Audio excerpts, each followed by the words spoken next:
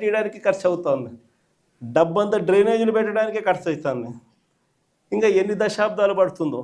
ఆ దశాబ్దాల కాలంలో ఈ 2 లక్షల కోట్ల విలువ పూర్తి చేయడానికి 4 లక్షలు అవుతుందో 10 లక్షల కోట్లు అవుతుందో.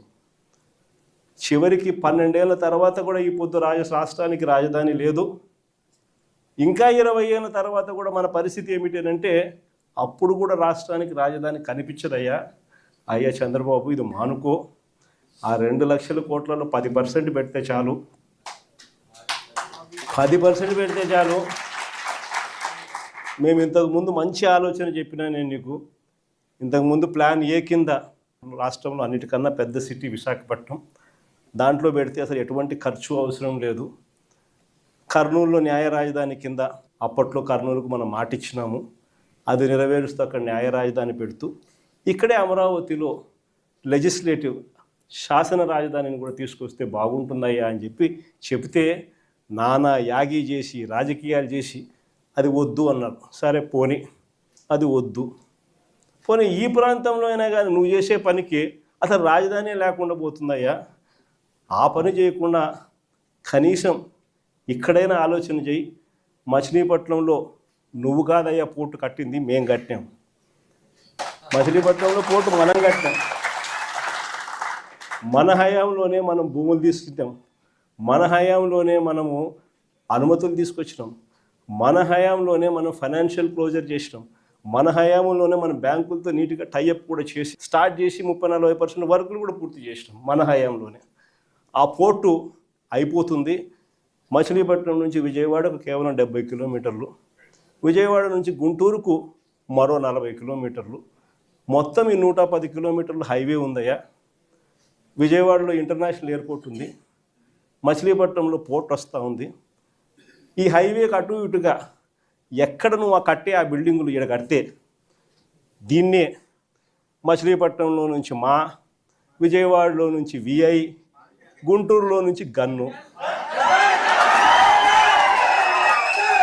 మావిగన్ అని చెప్పి ఈ 110 కిలోమీటర్లు ఈ ఎకనామిక్ కారిడార్ కింద, క్యాపిటల్ కారిడార్ కింద డిక్లేర్ చేసి ఆ కట్టే బిల్డింగ్లు ఆడ కట్టుకోకుండా ఇక్కడ కట్టయ్యా. 2 లక్షల కోట్లలో నువ్వు పెట్టే అమౌంట్లో 10% ఇక్కడ పెడితే చాలయ్యా. ఆ రోడ్ల కనెక్టివిటీని కొంచెం ఇంప్రూవ్ చేస్తే చాలు, బ్రహ్మాండమైన రాజధాని ఇక్కడే తయారవుతుంది. డే 1 నుంచే రాజధాని వస్తుంది, ఒక గ్రోత్ ఇంజిన్ తయారవుతుంది. కనీసం 20 ఏళ్ళ తర్వాత అయినా మన పిల్లలు ఉద్యోగాల కోసం ఎక్కడికెక్కడికో పోవాల్సిన అవసరం లేకుండా మా మావిగంలోనే ఉద్యోగాలు దొరుకుతాయ్యా అని చెప్పి అని చిలకకి చెప్పినట్టు చెప్పినా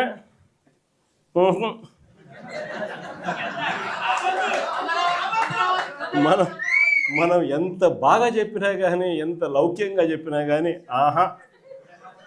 ఎందుకు ఆహా, ఎందుకు వద్దు? కారణం ఆడ 2 లక్షల కోట్ల వర్కులు, మొబిలైజేషన్ అడ్వాన్స్ 10%, అందులో 8% తీసుకోవడం. సో ఈ ఆదాయాలు అనేటివి ఉండవు కదా మావిగన్ అంటే, కాబట్టి వద్దు.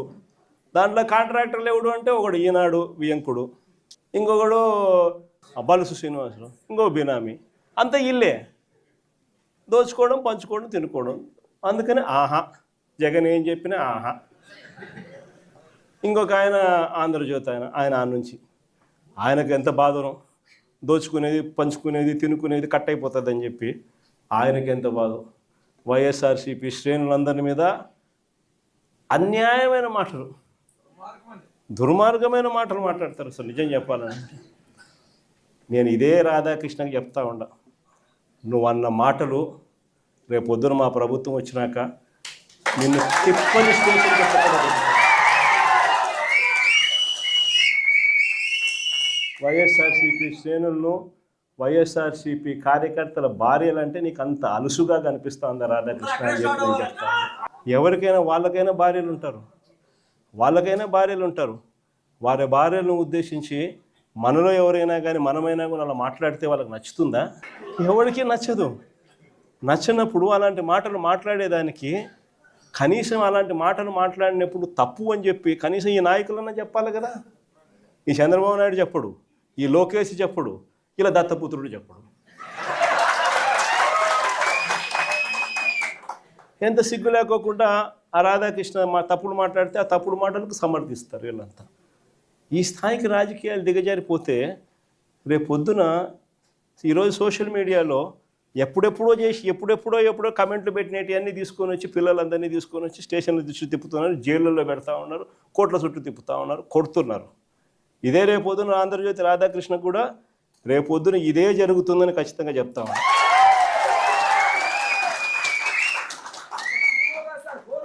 అసలు మహిళల గురించి ఇంత తక్కువగా చూసే కార్యక్రమం, తక్కువగా మాట్లాడే కార్యక్రమం, ఈ పరిస్థితులన్నీ కూడా రాష్ట్రంలో ఎందుకు వచ్చినాయి? ఆశ్చర్యం కలిగించే విషయం. ఇంతకుముందు ఎప్పుడు జరగల. ఆ కోడూరు ఎమ్మెల్యే ఆరవ శ్రీధర్, అసలు నాకు నిజంగా ఆశ్చర్యం అనిపిస్తుంది. జనసేన ఎమ్మెల్యే అంట మోసం చేశాడని, అత్యాచారం చేశాడని చెప్పి పాపం ఆ పాప ఆందోళన చేస్తూ ఉంటే ప్రతి ఒక్కరికి కంప్లైంట్ ఇస్తే ఆ పాపను కొడుతున్నారు. ఆ పాప రోడ్డెక్కితే ఆ పాప రోడ్డెక్కి నాకు అన్యాయం జరిగిందని ఆ పాప చెప్తే ఆ పాపను కొడుతున్నారు పోలీసుల సమక్షంలో. ఇంకొకడు నర్సరావుపేట ఎమ్మెల్యే, ఇంకొకడు కళ్ళ ముందరే కనిపిస్తుంది ఎస్పీ ఆఫీసుకి పోయి బాత్రూంలోకి పోయి డోర్ కడేసుకుంటాడు. అసలు ఎస్పీ ఆఫీసులోకి పోవడం ఏంది, బాత్రూంలోకి పోయి నువ్వు డోర్ కడేసుకోవడం ఏంది, డోర్ కడేసుకొని నువ్వు స్ట్రైక్ చేయడం ఏంది? అసలు దానికి చంద్రబాబు నాయుడు పంచాయతీ చేస్తాడు. పోయి లోపల బొక్కలో వేయకోకుండా చంద్రబాబు నాయుడు పంచాయతీ చేస్తాడు. ఇంకోడు చూస్తాడు బిఆర్ నాయుడు అని, ఇంకోడు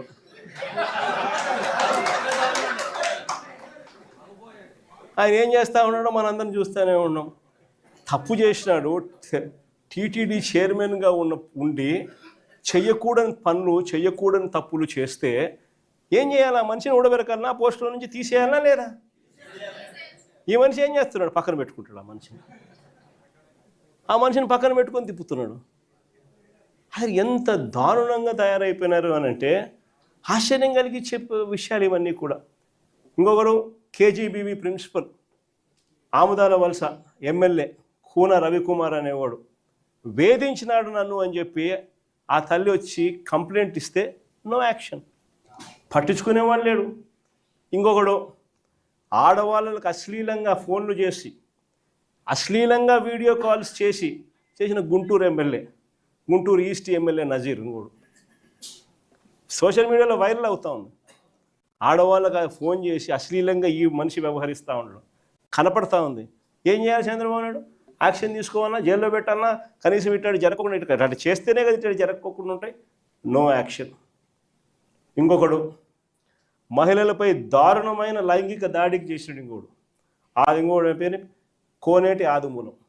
దారుణంగా మహిళలపై లైంగిక దాడికి పాల్పడ్డా ఆ వీడియోలు బయటికి వచ్చినా ఆ ఆదిమూలంపై నో యాక్షన్. వీళ్ళంతా ఎమ్మెల్యేలు. ఒకరిని చూసి ఒకడు చేస్తే ఏం యాక్షన్ లేదు, సరే ఆయన మీద ఏం యాక్షన్ లేదు, ఇంక నా మీద ఏం యాక్షన్ తీసుకుంటాలని ఇంకొకడు, ఒకరిని చూసి ఇంకొకడు, అందరూ కూడా రాక్షసులు అవుతా ఉన్న పరిస్థితులు. ఇంకొకడు సరే ఎమ్మెల్యేల కథ దేవుడు ఎరుగు. సంధ్యారాణి అని ఒక మంత్రి పిఏ మహిళలను లైంగికంగా వేధించినాడని చెప్తే ఆ పిఏ మీద కూడా నో యాక్షన్, పైగా ఆ మహిళ మీద కేసు.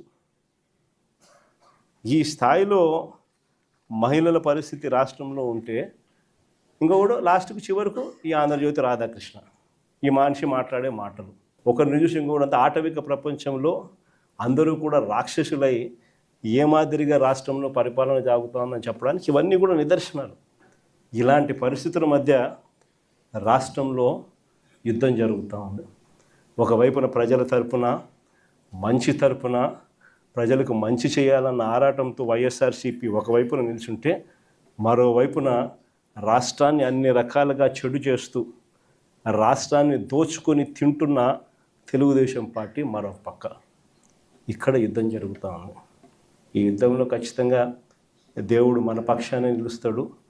రేపు పొద్దున ఎన్నికలు ఎప్పుడు వచ్చినా ప్రజలు ఫుట్బాల్ దన్నట్టుగా అంతా తెలుగుదేశం పార్టీని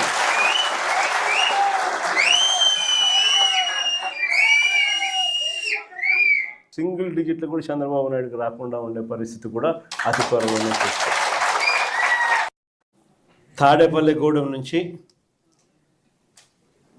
ఇవాళ ఈ సమావేశానికి వచ్చిన